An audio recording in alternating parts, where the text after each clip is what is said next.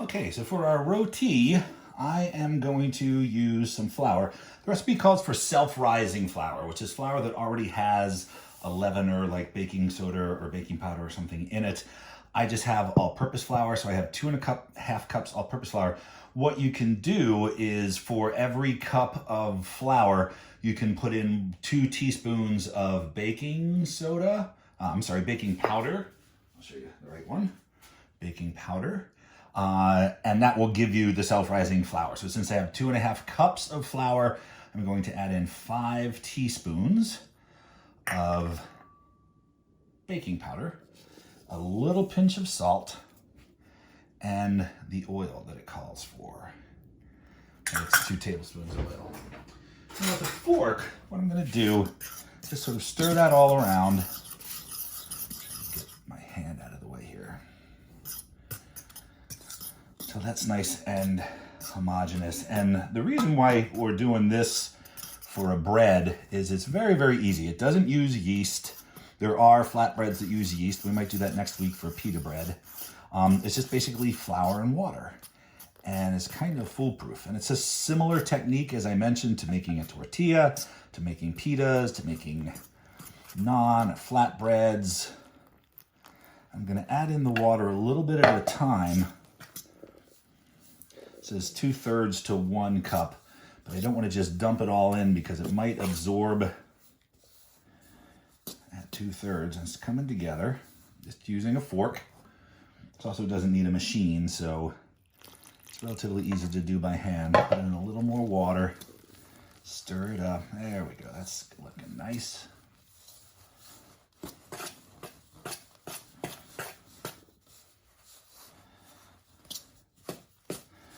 I think a little bit more water. That's still feeling, it's feeling okay. Yeah, I don't have much left. A little more. There we go. So once that's reached that point where it's all sort of come together into a ball, I'm going to take it out of the fork. I'm going to start pushing it together with my hands. And we did this with the pasta dough last semester as well. It's a very similar technique. For that, we use some eggs as part of the liquid, not just water, but you can do pasta that doesn't have eggs. And once it all comes together, what I'm going to do is I'm going to take my dough, I'm going to put it on the table. You can see that, move that out of the way, move that out of the way. And then I'm just going to start kneading it.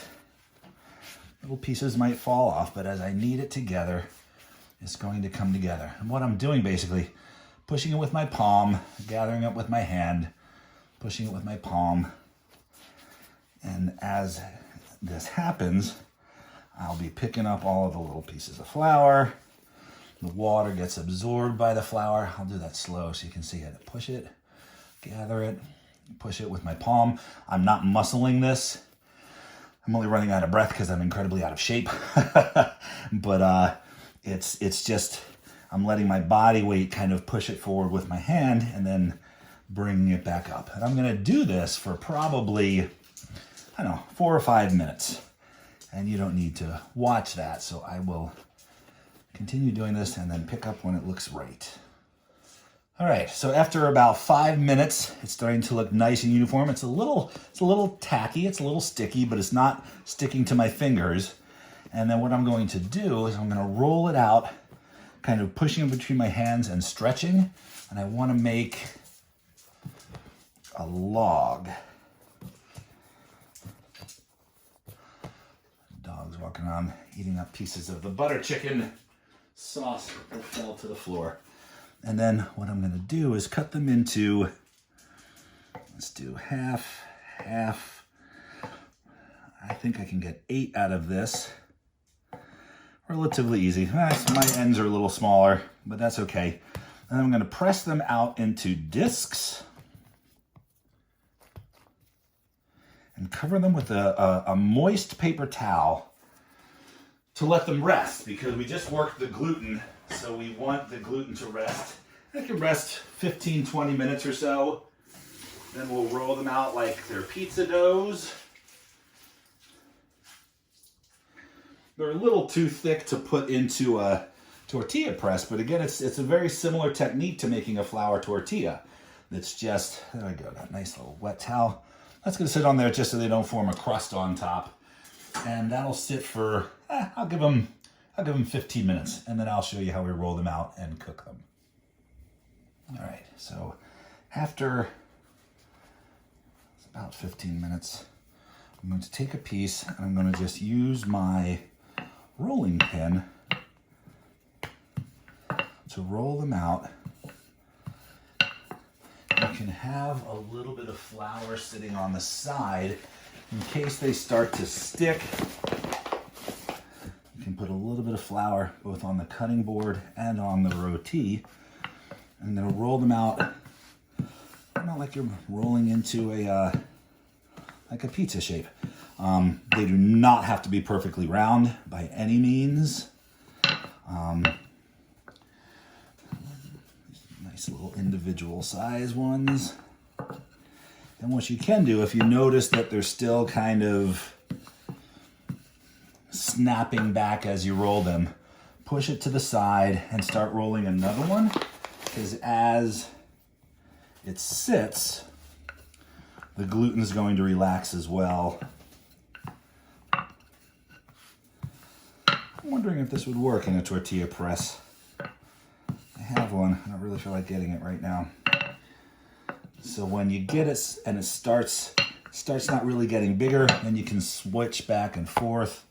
This one is rested for a minute or so. You want to get it relatively thin, not too thin. But I think we're going to call that good. So I will show you how I cook off 2 of these. I'm just kind of pushing with my hand from the middle out. I'm trying not to go over the side, because if you go over the side, then the sides get a little too thin and they'll burn, which could taste nice if you like the burnt parts. But there we go. So I have my hand going. I'm going to carry my camera over here. I have my cast iron pot, got a little bit hot, and all I'm going to do is I'm going to drop my roti onto my cast iron pot. I would not do this with a non-stick pan because the pan needs to get hot enough that if you put a non-stick pan on heat without anything in it, it sort of deteriorates whatever the non-stick coating is. But you just throw it on a griddle. You could throw this on a grill. These pick up nice grill marks really, really fast. So you can see little bubbles are starting to form where it's cooking and the baking powder's working. Check it after a couple seconds. It's still got a little bit more to go. And the pan, there was nothing in the pan. There was no oil or anything.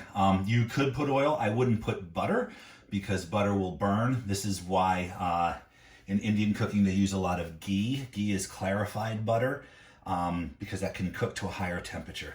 I actually don't want to use that spatula. I want to use that metal spatula. Beautiful. Look at that. So if you wanted butter in these, what you could do is have some butter sitting on the side, maybe even some garlic butter sitting on the side. And when they come off, brush the top of them with the butter or the garlic butter. But this is, it's just a dry pan. It's cast iron, so it's seasoned. But that looks great. It's getting nice and puffy. I'm going to take that one off. I'm going to put my second one in, and then I will plate up a delicious plate of butter chicken. Even though it's only 11:30 in the morning, I'm eating this for lunch. It smells so good.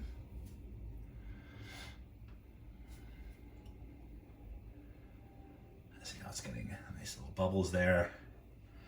Usually the first one of a waffle or a pancake or a lot of breads that you do in frying pans, as the heat is modulating in the metal, the first one usually isn't the best one to come out. Oh, that can even get a little bit darker. But they're thin enough that they don't really take all that long to cook. And this is how I showed you in the tandoori oven. This would be slapped up against the side of the clay pot.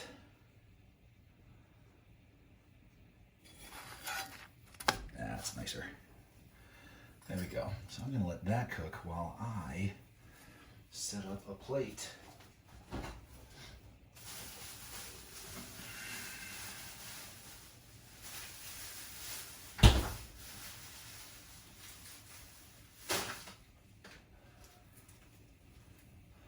Beautiful.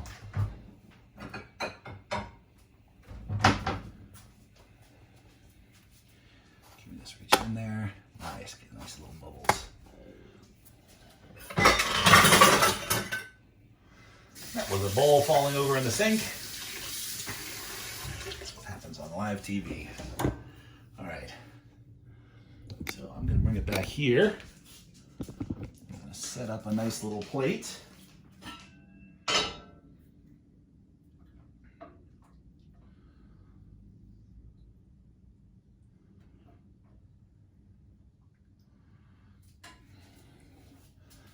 Some of my butter chicken. Let's get the bed a little away.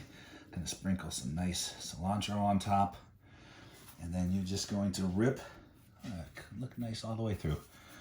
And dip. That is delicious. That's butter chicken, fresh roti bread. Have at it. I hope you enjoy it.